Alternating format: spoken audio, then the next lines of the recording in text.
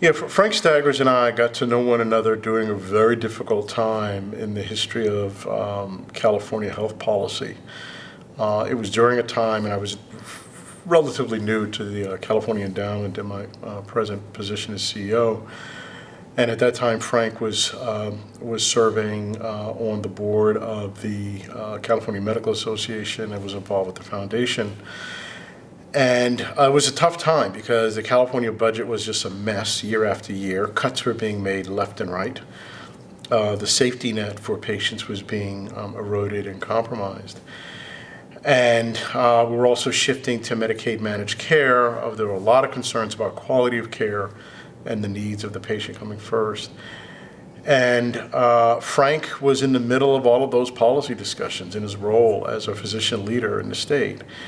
And I just came to admire in him that sense of doing the right thing all of the time for patients and communities. And so we had policy discussions around Medicaid and policy discussions around making sure that the physician community was, particularly the physician community that served underserved and low-income safety net populations, that their needs were being met because it was required of them to serve low-income patients. And so he was a strong, clear voice about physicians who served underserved patients and the safety net populations, but also a strong voice and advocate for the community of those patients as well. He was a physician who, and I don't mind using this term, who exuded love for his patients and the community that he served. I think today's caricature or stereotype of the modern day practicing physician is someone who thinks about their wallet and their pocketbook first and the patient later, and Frank Staggers was the opposite of that. In every conversation, policy discussion, or community discussion that I had with him over the years, the needs of the patient and the community were always at the front of his thinking and at the front of his actions. And one of the things that I remember most about Frank was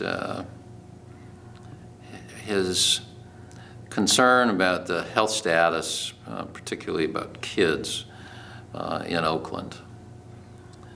And very early on, before there was much in the way of public discussion of it, he was describing the increased incidence of childhood asthmatic conditions, allergies in kids that lived along the highway corridor in Oakland along the bay, with all of the heavy diesel trucks coming out from the shipyards. And he attributed a lot of the problems the kids were having to this environmental factor, and he took that on as a crusade.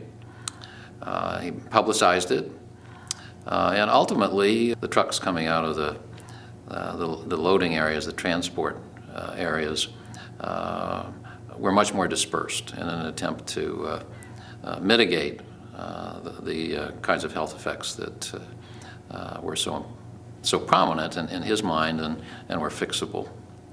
And the passion that he felt about the health of the community in which he lived, I don't think was ever more eloquently expressed than it was in that discussion.